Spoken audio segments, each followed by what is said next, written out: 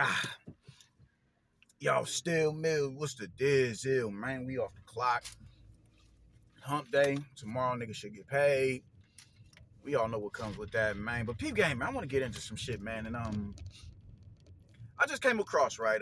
I didn't know that they had a debate or back and forth or whatever, but Tim Bradley and my man Julius had a debate on his panel, man. Shout out to Tim Bradley, man, for not being scared to get on a panel and express his opinion and don't try to hoard his professional expertise over whoever it is that has a difference of opinion than him, man. I think that's real. That shows high moral character, and I think that shows a real, somebody who's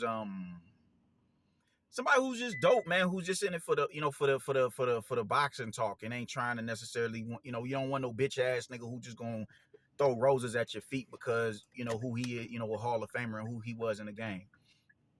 I dig that, man. I dig when somebody can get up there and have a conversation with regular everyday people who don't get paid to analyze and give a fight by fight, a fight by fight commentary breakdown while the fight is going on. Just get in there and just get your feet on the ground and conversate with regular people, man. I dig that, man. I dig that he's able to do that. I remember one dude came on his panel, Julius's panel or whatever, and because he was I don't know if he was an editor for these Ring Mag, not necessarily Ring Magazine, but just a pundit, and he just kept going down a list of his credentials, and it's like nobody give a fuck about that shit, my nigga, because just because you're in a you're in a certain profession, that doesn't necessarily mean you bring a level of objectivity to a dialogue. Now, when you're talking about hardcore boxing fans, and it doesn't just stop at boxing fans, it goes a multitude of places, man. You talk about basketball. You can take the commentary. You can take Shaq. I remember listening to Shaq get sat down by Candace Parker. You did what I'm saying? Being able to voice your opinion on a national broadcast is, that there's definitely a skill in that. There's definitely a skill in that. However, just because you have that skill in that arena doesn't mean you're gonna be able to articulate a point better than everybody, even those who don't necessarily have that particular skill in that set environment. You know what I'm saying? Because some people just, when they get in front of the cameras, that's a big stage right there, getting in front of the cameras and making sure you're not stammering over your words as much. You're in a position, you're able to convey your message in a timely manner before you got to pass it off to the next commentator. All that shit is a skill set, definitely. But when you don't have that to worry about that and looking stupid and foolish in front of millions of people watching, you're a lot, it makes for a more relaxed environment. You dig what I'm saying? So just because you're in a position to do that in those type of environments doesn't mean you can do that. And even when you're commentating, you're not necessarily debating. You're not necessarily debating. You're not, you're not taking your viewpoint and giving resistance to the other person's viewpoint. You dig? That's not the arena for that. That's not the arena for that. So just because you can do that, you're able to give colorful commentary and a really good analysis on the spot about a particular sport doesn't mean you'll be able to do that when your talking point is meeting resistance. You dig what I'm saying? And this dude just kept doing that on Julius's panel, and it just got to the point where it's like, are you gonna get to the point of what it is you came on this panel to talk about, my nigga? Because don't nobody give a fuck about your credentials. And when you tell that to them, they get in their feelings and they start, emotionally and mentally unraveling. You dig? That shit is corny. That shit is corny. You dig? The interjections, the overt and obnoxious interjections as well. And you want to have the floor for minutes upon minutes at a time. Like it ain't a multitude of people in here. No, my nigga, like no. And I don't even remember homeboy name, man, but he went off to his Twitter account or whatever and started making tweets about Julius in the panel immediately after that, man. Tim Bradley came on the panel and sat down with him and had a discussion like a man and didn't interject. He wasn't disrespectful. He didn't try to fucking debo that nigga on some, yo, man, I do this. I'm in the ring. He didn't do that. And I salute the fuck out of him for that. And he's going to Nuke's platform as well. So shout out to Nuke. Now, with all that being said, just because a fighter has an opinion of another fighter, that doesn't necessarily make that opinion valid. It really doesn't, and it doesn't mean that they can articulate that opinion without sounding, without sounding overtly biased. And we saw that. We definitely saw that. When people start getting their viewpoints, contradicted and broken down, you're gonna see them stammering a lot. You're gonna see them, not fully being able to convey a message. They're gonna come with debunkable talking points that they hope you're not sharp enough to be able to debunk. But they'll throw that shit out there as a lifeline or whatever, just in case you can't debunk it. And when it gets debunked, you just see them mentally unravel. You know what I'm saying? And he didn't necessarily unravel. He didn't unravel, but he did get the worst end of the debate. He did get the worst end of the debate when it comes to Usyk and Fury, and Usyk and him not being an all-time great. Now, Julian said, which I disagree with, he's not an all-time great heavyweight. And he also said Floyd Mayweather isn't an all-time great welterweight. And I disagree with both of it. I disagree with both of them, man. When you come into a division and you dominate that division, you're an all-time great in that, in the lineage of that division. You know what I'm saying? And you have to take into consideration, you have to make your own personal analysis about how this individual right here will match up with this individual right here. You take their strong points and your weak points and their weak points, and you find a way to compare and contrast. And you come up with an analysis based off of that. And when you look at someone like a Usyk is in a position. Usyk is a dude who can be. Usyk is competitive in any era. And I'm not just talking about being he's a good quality contender. No. You're not about to sit here and tell me that Usyk couldn't deal with a Michael Moorer. You're not about to sit here and tell me that Usyk wouldn't have been game for motherfucking Evander Holyfield. I won't hear it. I won't. I'm sorry. I won't. I'm not saying that he beats them. I'm saying that he can beat them. I'm not saying that he does beat them, though. But yeah, man, just when you go, just a lot of these fighters and athletes, they go on these panels, and a lot of times when you as just a fan of the sport or just a connoisseur of the sport, when you don't necessarily possess the intellect to properly break down a fight, they'll cling on to the opinions of those who are in that profession. And I think with this right here, this is a reason why you shouldn't do that. This is a reason why you should study the sport a little bit more, so you can create your own analysis and your own talking points and your own viewpoints on it. That'll make somebody say, yo, that's actually a really good point right there. That's actually a very good point. I'll never forget this. I was on my man, it's Boxing to You. Shout out to, Big J, Gooch, and Cam the Baptist.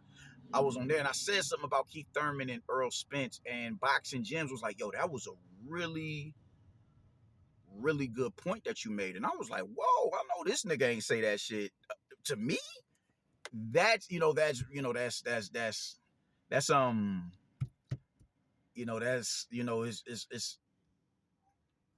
it's a confidence booster, you dig? It gives you a reason to smile, like, damn, nigga, I'm really that nigga.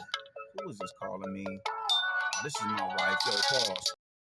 Yeah, I'm back, man. But yeah, I felt, it's dope to where you have somebody who who you look up to, and somebody who you be like, yo, man, I respect your analysis. They're telling you they respect your analysis, or you not even respect your analysis, but you made a really good point on what it is that you said. That's a testament to you and your eyes and your analysis on the sport, your ability to analyze the sport. I dig that, man. But I never quote when I'm in debates on social media. I don't quote fighters. I don't quote fighters and use that as a narrative, as a vehicle to justify my narrative or my talking point on a certain fighter. I don't do that. I don't do that at all. I don't do that in hip hop. I'm not gonna say, well, your favorite rapper said he's his favorite rapper and he's the greatest of all time, so that means he's the greatest rapper. Now I'll do that when it comes, I'll use that as a vehicle if it's a narrative that I'm arguing. Like if a motherfucker trying to wild out on me, I'll say, oh man, well, he said this and that and the third, so that means, yo, that's your favorite rapper's favorite rapper. I'll do some shit like that on some playing shit, but I won't mean it, like that. But just, and that's what's dope about a debate. You got to prove me wrong. You got to prove me wrong. I can say whatever the fuck it is wrong. If you can't prove it, you lose it. You know what I'm saying? That's just how it goes. That's just how it goes. If I make a point that makes absolutely 100% sense, even though it's wrong as two left feet, and you can't find a way to dispute it and debunk it, I want to debate. That's just how I go. That's just what it is. I don't give a fuck what niggas is talking about, man. But you know, and because of that, I never go to a professional athlete and use them as a vehicle to justify my narrative and my feelings on how I think a fight will go, or just anything will go, because professionals in their respective professions, they're humans as well. They have their personal biases as well.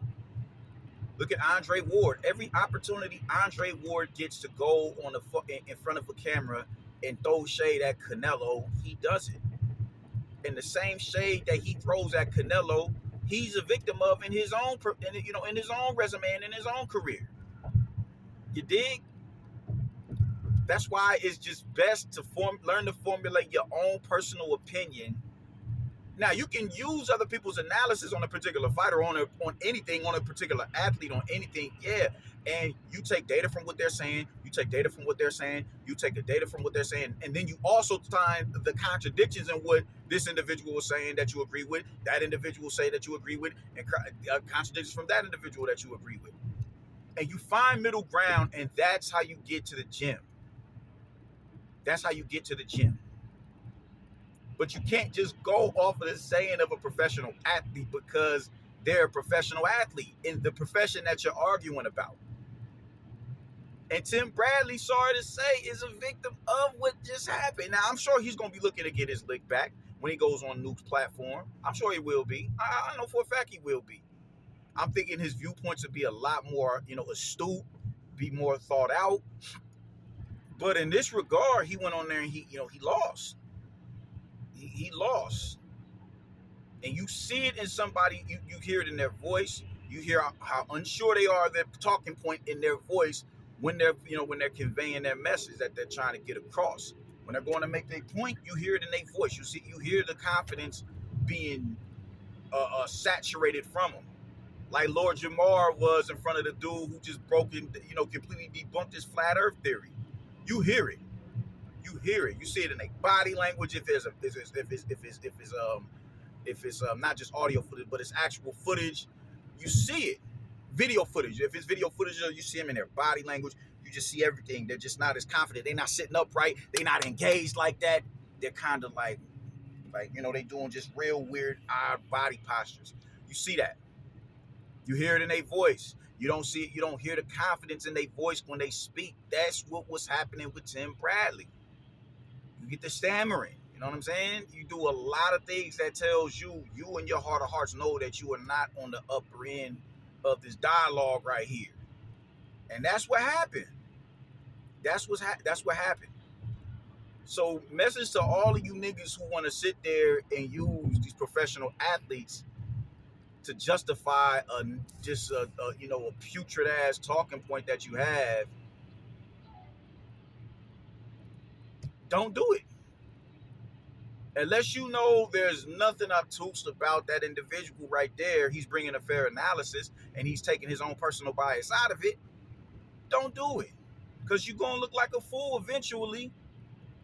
You're going to look like a fool.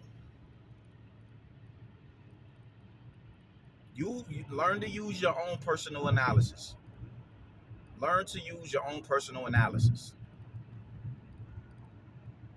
Everybody's not a hater. When you present certain truths, that does not make you a hater. That just makes you knowledgeable on what the fuck it is you're talking about. So yeah, that's how the cookie crumble. Shout out to Tim Bradley. I'm looking forward to seeing you on Nuke's platform. I can't wait to see that. I didn't even know you was gonna be on Julius's platform. You was on there. Salute to you on that. I like that you're making your rounds. I love it, man. If I'm on Nuke's platform, hopefully I get an opportunity to engage you, just because I respect you. You know what I'm saying? And I want to rap with you about Zepeda and fucking Shakur Stevenson. I want to rap with you about that. So, yeah, man. Salute to Tim Bradley, and I'm looking forward to seeing you on IBFP. Yo, deuces.